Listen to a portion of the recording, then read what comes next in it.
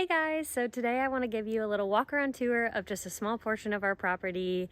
I'm not going to cover the raised garden beds today because next week we're going to be planting garlic, so you'll see plenty of them then. And I've got a new order of seeds from Eden Brothers that just came in, so I wanted to show you guys that. And then I was thinking, since it is fall and everything is kind of shutting down and setting down for the winter, that it would be a good time to harvest the rest of my oregano and dry that in the dehydrator. So that's what we got going on today. We're going to start off at the west side of our property.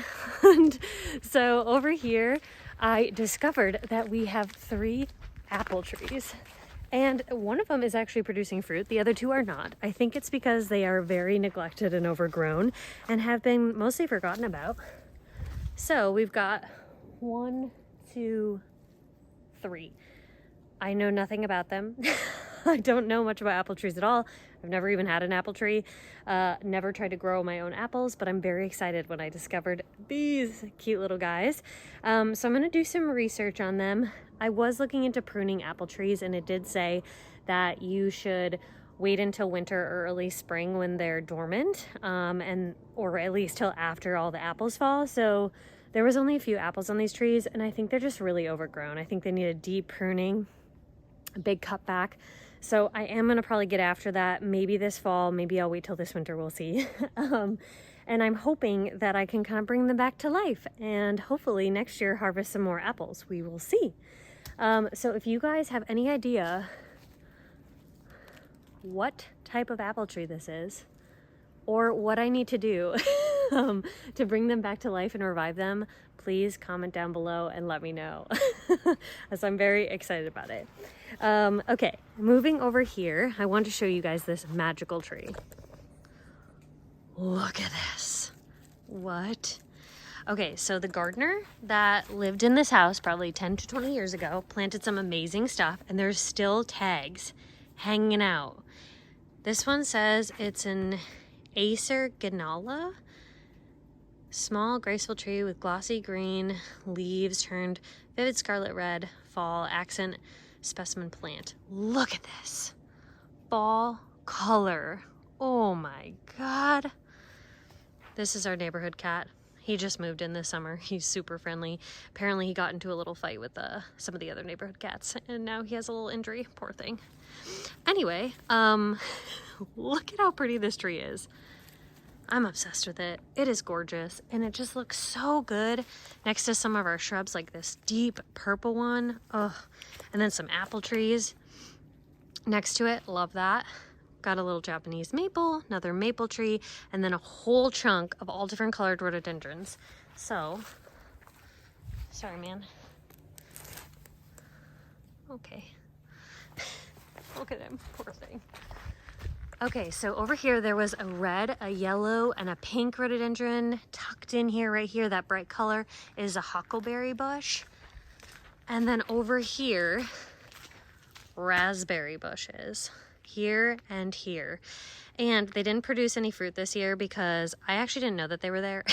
And then my neighbors kindly informed me that they were there. I had hacked them all the way down, and they grew up probably chest high, maybe 4 or 5 feet. And they didn't produce any berries this year, but they definitely will next year. And they grew back so healthy. So I'm very excited about next year's raspberry harvest. So this is a kind of an entire side yard. There used to be some raised garden beds that were in here, and I pulled out most of them. There's still some like residual pieces tucked in there, and then this whole back piece was just covered in salmon berries. So I hacked out most of these all the way back to this part of the tree. But next year, I really want to put some time and energy and focus on this side garden. I think it would be awesome to put some more raised garden beds in there. I want to trim back these apple trees and get them taken care of. Hopefully they'll start producing some fruit. I want to clean up this whole row right in front of it here, get rid of all this junk that's growing in here, and just kind of make this like a really beautiful little island of happy plants. So that's kind of my plan, is next summer dedicate some time to this. The other thing I would like to dedicate some time to is down here on our rock wall. I've got lots of little things that I've been kind of tucking in here, some strawberries, there's a peony over there, some delphiniums, I want to deal with this.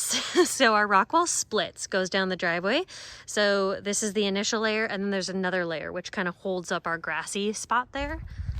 So when you look at it this way, there is so many beautiful shrubs and plants in here. We've got a maple tree, we've got this beautiful weeping plant, two purple lilac bushes, well, trees, and it is just beautiful. But because we had to do a big tree cleanup here, we cut out a lot of the stuff and a lot of the branches that were covering this whole section, and this was just overgrown with strawberries. I have cut them back twice, and now it is just a pile of dirt. And so that pile of dirt is something I'd like to put some time and energy into, really filling it in with some beautiful colored shrubbery, kind of make it kind of flow all the way into this section, which is really lush and beautiful in the summertime. So this portion of our yard is going to be my project to tackle next spring and summer, and that chunk of our yard over there. Okay, moving inside the house. Can we just stop by and look at these cute little strawberries? Look at them, just growing right in here. Oh, they only produce a few strawberries. They're brand new this year, but I think it will be really fun. I'll have a whole bunch of them kind of trailing through this rock wall, little edible rock wall. Yes, the neighbor is going back home. See you, man. Okay, moving in here. Probably need to deal with this. He's getting a little crazy. This is our honeysuckle, which I planted just this year, and he was only this tall. And now look at him doing crazy stuff. I want to train him to go up this big pole here, but he tends to like the smaller ones. I also don't know why I just called him a he, but whatever. Okay, hopping onto the front porch here. Here is my lovely prolific oregano. Look at that guy. I have been harvesting from him all summer long, and he still has so many oregano leaves left. So I am going to come out here with the scissors, snip this all down, throw it in the dehydrator, and it'll be good for the whole winter and into next year. So let's get after it.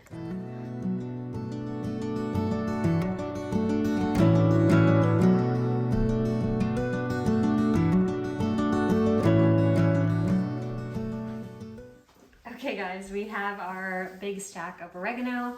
It smells so good. I'm really excited to get this dehydrated so that we can use fresh homegrown oregano all winter long. So what I'm gonna do is I'm basically just gonna run this all over some cold water. I'm gonna put it in the salad spinner to just get rid of any excess water on the leaves. And then I'm gonna lay it out nicely in my trays in the dehydrator. For herbs like oregano, you do want to dehydrate it at a nice low temperature. So I'm going to set it at 95 degrees Fahrenheit, and I'm going to run it for probably 15 to 18 hours. This is quite a bit of oregano. I'm not sure I can fit it all in there. We will see. I can always run a second batch. And then once it's done, I'll know, because the leaves will basically just crunch and fall apart into a bunch of little pieces. And so once that's done, I'll slide them all off the stems, crunch them up, and throw them into a jar to store for the winter and to be able to use until next summer when the plant comes back out ready to produce more oregano. So let's get started.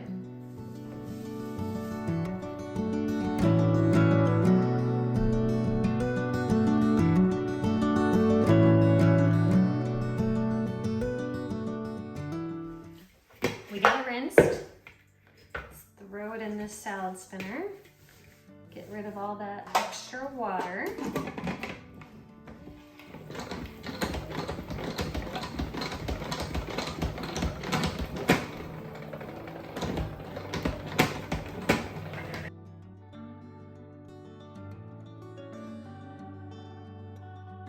Okay, now we're gonna grab our trays for the dehydrator and lay it all out. So I think that the only important thing for this is just that they're not touching. So I'm just gonna snip off any of the extra bits that we don't need and lay it all out nicely.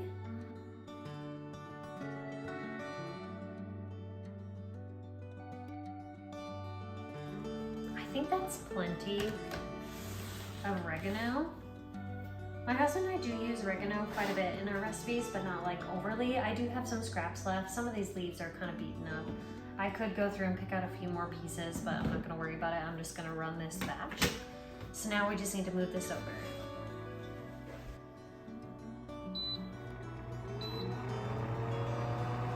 "95 degrees Fahrenheit and 15 hours. And now it's just gonna start running. And as you can see, this is a nice clear cover. We've got 1, 2, 3, 4, 5 trays running. So we will come back in 15 hours and check to see how these are doing.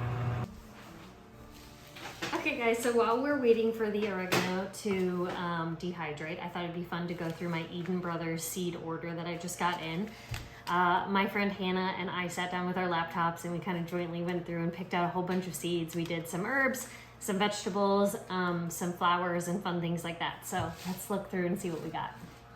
Okay, we got hollyhocks. We got the double champagne color, which is gonna be beautiful. There is some really amazing hollyhocks growing in my town. So my friend Hannah and I, who helped me pick out these seeds, we always drive downtown and go to the local thrift store for fun on our lunch break. And there is, right outside of there, this little house downtown, and they have some hollyhocks that are so tall that they actually go up into like where the roof comes out, and they like pull over to the side. It's crazy. Nasturtium seeds. This is an Alaska mix, which I did kind of get because we live in Alaska, but mostly because I love the mixture of nasturtiums. I love when they have a whole bunch of different varieties of oranges and yellows and kind of pink color on their petals. So I think that'll be really fun. I just like to tuck them in anywhere, honestly. And they vine down, they look so pretty. They're just like a nice pop of color, and they also are really fun to pick and just throw on top of your salad for like a little bougie salad treat. Lupine seeds. So I do have some lupines in the front garden bed that I bought from a start, and I absolutely love them. I love the native lupine that's all downtown in our town, and so I just thought I would get some more lupine and toss it around. Can't have enough of it. More hollyhock.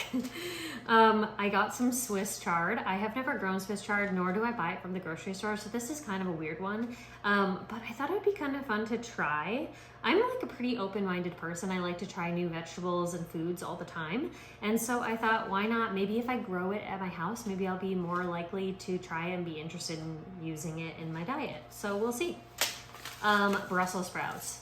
Oh my gosh. I used to live downtown in this tiny little house, and the lady across from me, she grew the most amazing Brussels sprouts. They were so tall, just prolific, huge Brussels sprouts. And apparently a lot of people in town in Sitka said that they do really well in Southeast. So I'm excited to finally try some of those.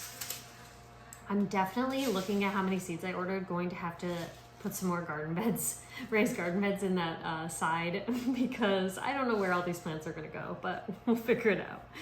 Bok choy. Bok choy is so good. I love cooking it. I add it to quite a few ramen dishes and soups, so that'll be really fun. I ordered spinach and kale and lettuce because I love to have greens. I always like to have those all summer long. In fall, I just actually cut some for our dinner last night, and then we're gonna make salads tonight, so I'm gonna go harvest a bunch more lettuce. Maybe we'll do that, take a break. And then I've got some dill. My dill never does well, and my mother-in-law, she is so sweet. She always delivers me a dill plant, and every time it just kind of does nothing. But I love that she gives me a dill every year because I love dill. It's one of my favorite herbs, and we use it all the time on salmon. And so maybe I will try to grow it and it will be successful. We have some more kale, some more coneflowers. This is the white swan variety. I'm just a sucker for a white flower. Something about white petals, and we have so much greenery here. White just looks so crisp and beautiful and really elegant, and I just love it. Obviously, I got those white Glow Girl spireas, and I'm just very excited about these. Asparagus. This is a commitment, a long-term commitment, I do know. But I was thinking, we just bought this house last year. What's the hurt in planting it now if it doesn't come up for 2 or 3 years? I don't think we're gonna be moving anytime soon. We love it here. So let's get started on our asparagus plot, wherever that may be. And more lettuce. Oh, kale, sorry, carrots. The rainbow blend. There is nothing better than picking rainbow carrots and rainbow mixed beets because when you pull it out and you get to like see what color it is just so fun. It's like a little treasure hunt. It's almost as fun as when I harvested potatoes the other week. So rainbow carrots, rainbow beets, must. They both do well here, so I'm excited about that. And then more kale. I just love kale. I think I got 2 different varieties of kale. I can't remember. This one is the white Russian. I just love having a bunch of varieties of different greens in my salads. I think it makes it more interesting, and I love the different textures of all the different greens. Okay, so now that I got us talking about greens, let's quick go harvest some lettuce in the garden for tonight's salads, and then we will come back and check in on our oregano and see how that's doing.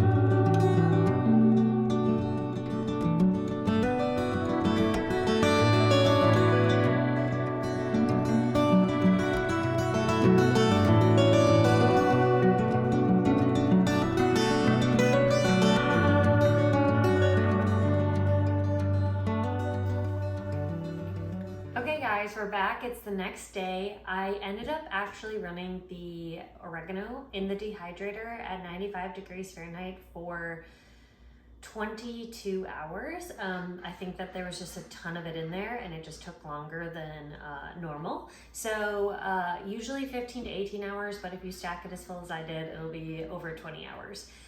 So I have let it cool, which is really important. You don't want to have it all hot because that could lead to like humidity building up in the container. You want to have a nice clean jar. I think this will be plenty big enough to hold all the oregano and still fit into the spice drawer. So now we're just gonna bring them out of the trays, make sure it's all crunchy dry. It should feel like when you pick up the leaves, you can crunch them like fall leaves if you were to be walking outside and crunching on leaves. So that's what we're expecting to hear. And then I'm basically gonna crunch them all into a bowl, pour them into this jar, and then store it away. So let's get started. Okay.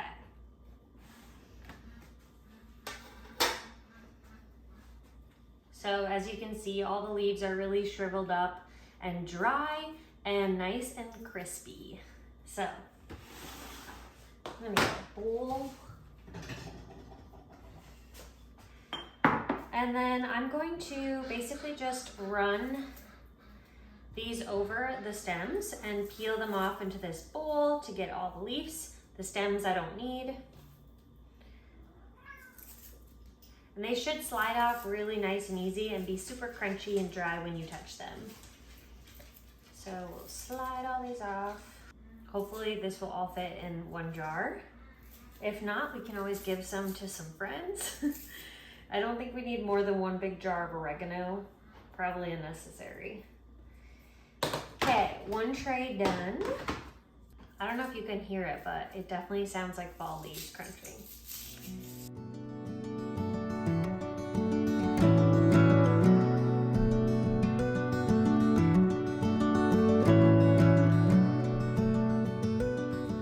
Okay, so we finished all of our trays.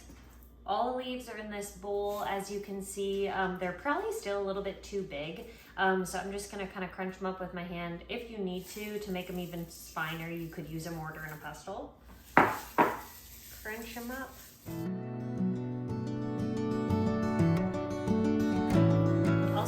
mind if you're doing this with your hands, you should wash and dry them thoroughly before you're doing this. Don't leave any moisture on your hands and just make sure they're nice and clean before you're touching all these dry herbs.